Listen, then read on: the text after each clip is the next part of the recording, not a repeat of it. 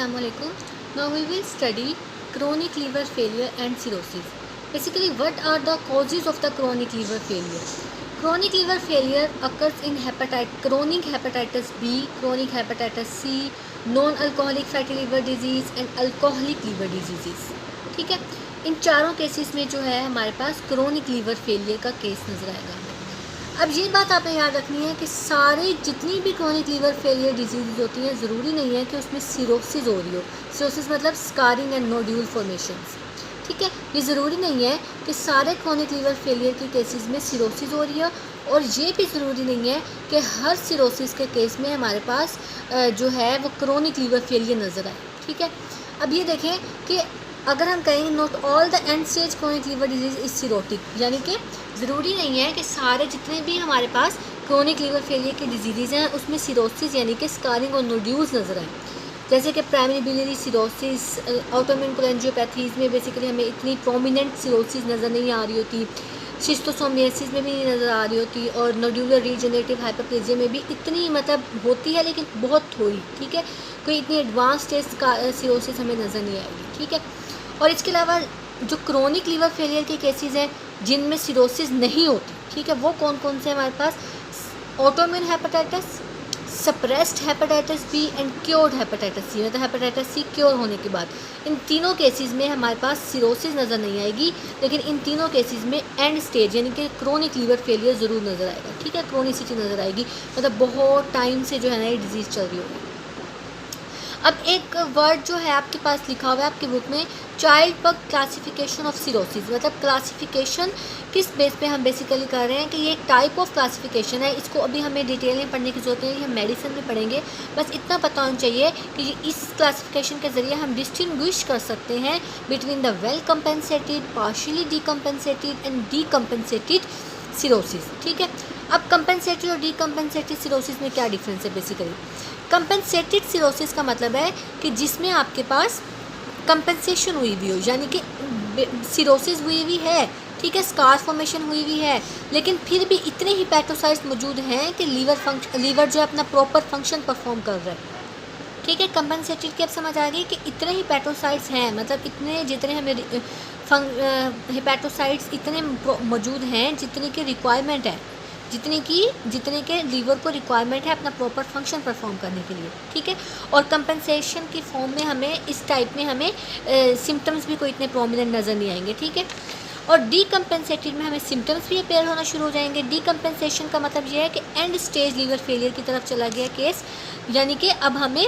जो remaining hepatocytes थे जो नॉर्मल अपना फंक्शन परफॉर्म कर रहे थे वो भी ख़त्म होना शुरू हो गए। ठीक है, और इसमें सिम्टम्स भी आना शुरू हो जाएंगे और it leads towards the end stage liver disease. ठीक है, बिल्कुल एंड स्टेज की तरफ चला जाएगा, उसके बाद ऑलमोस्ट डेथ हो जाती है पर्सन की। ठीक हो गया, अब इन तीनों को डिफ्रेंशिएट करने के लिए हमारे पास कौन सी क्लासिफिकेशन है? Child bug classification of cirrhosis. इसका सिर्फ अभी नाम करें, इसको जो है मेडिसिन में हम डिटेल में करेंगे। Okay, now we will see the classification of the cirrhosis. Basically हम सिरोसिस को दो चीज़ों के अकॉर्डिंग जो है वो क्लासीफाई कर रहे होते हैं, on the basis of morphology and on the basis of etiology, यानी कि कॉज की बेस पे। मॉर्फोलॉजी की बेस पे हम देखते हैं कि हम इसको दो तरह से क्लासीफाई करते हैं, माइक्रोनोड्यूलर सिरोसिस एंड मैक्रोनोड्यूलर। माइक्रोनोड्यूलर में बेसिकली हमें जो नोड्यूल्स नज़र आ रहे होते हैं वो less than 3 millimetre in size होते हैं, और मैक्रो में greater than 3 millimetre in size होते हैं। ठीक है, और इन दोनों में कॉज डिफरेंट होता है। माइक्रो में मतलब हमें छोटे छोटे से नोड्यूल्स नज़र आ रहे होंगे, बहुत छोटे, और जो फाइब्रस सेप्टा होगा ना उसके इर्द गिर्द, इसके अगर हम मॉर्फोलॉजी में भी देखेंगे नोड्यूल्स के इर्द गिर्द जो है ना एक फाइब्रस सेप्टा बन जाते हैं। उसको मैं आपके डायग्राम से भी दिखाऊंगी। अभी सिर्फ इधर इतनी बात कर लें कि थिन फाइब्रस सेप्टा होते हैं हमारे पास माइक्रोनोड्यूल्स में, थिन से फाइब्रस सेप्टा होते हैं, और इसकी कॉज मोस्टली अल्कोहल होती है। और मैक्रोनोड्यूल्स में इन्फेक्शियस एजेंट जो है वो हमारे पास कॉज होगी, और स्कार्स जो है बहुत वाइड यानी कि बहुत थिक स्कार्स बनेंगे, इसमें बहुत थिक फाइब्रस सेप्टास बनेंगे। एटियोलॉजी की बेस पे हम करते हैं कि हमारे पास कोलिस्टेसिस में भी सिरोसिस हो सकती है, अल्कोहलिक लीवर डिजीज़ में भी हो सकती है, हेपेटाइटिस में भी, कोई वेस्कुलर डिजीज़ में भी, अल्फा 1 एंटीट्रिप्सिन में, विल्सन डिजीज़ में, ये दोनों एमसीक्यूज़ में भी पूछ सकते हैं, ये अच्छे से कर रहे हैं आप। ठीक है, और बिलियरी सिरोसिस, इन सब केसेस में जो है हमें एटियोलॉजी की बेस पे हम क्लासीफाई कर रहे हैं सिरोसिस को। ठीक है, हमें सिरोसिस इन सब केसेस में नजर आएगी। Now we will see the pathogenesis. सबसे पहले हम जो है नॉर्मल एनाटमी देखते हैं ठीक है। आपको पता है कि एक लोब्यूल का स्ट्रक्चर मैंने आपको दिखाया हुआ है, ठीक है।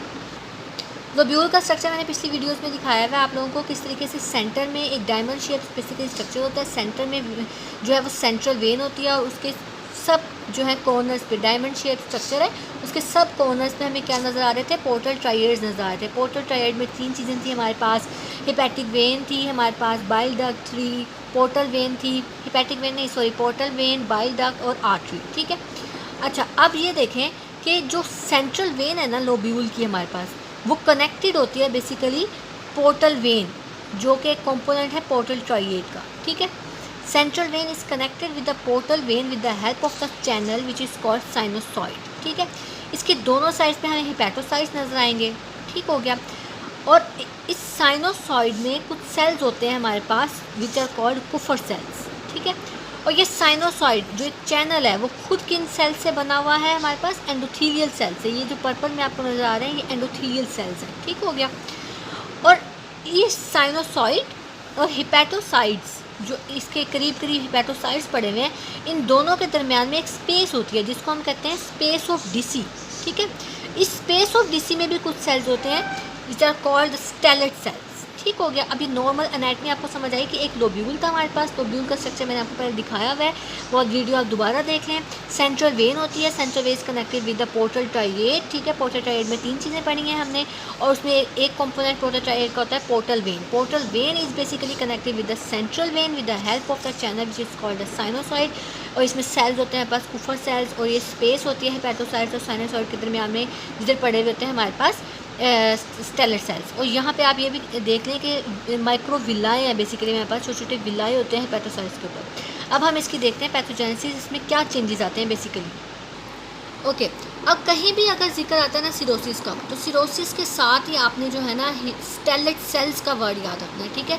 Hepatic stellate cells which are present in the space of Disse. Space of Disse basically क्या आती है हमारे पास, space between the sinusoid and the hepatic cells, ठीक हो गया। अब कोई भी लीवर को अगर इंजरी हुई है तो उस वजह से क्या होगा, जो स्पेस ऑफ डीसी में आपके हिपैटिक स्टेलेट सेल्स पड़े हुए थे वो एक्टिवेट हो जाएंगे, ठीक है। वो एक्टिवेशन की तरफ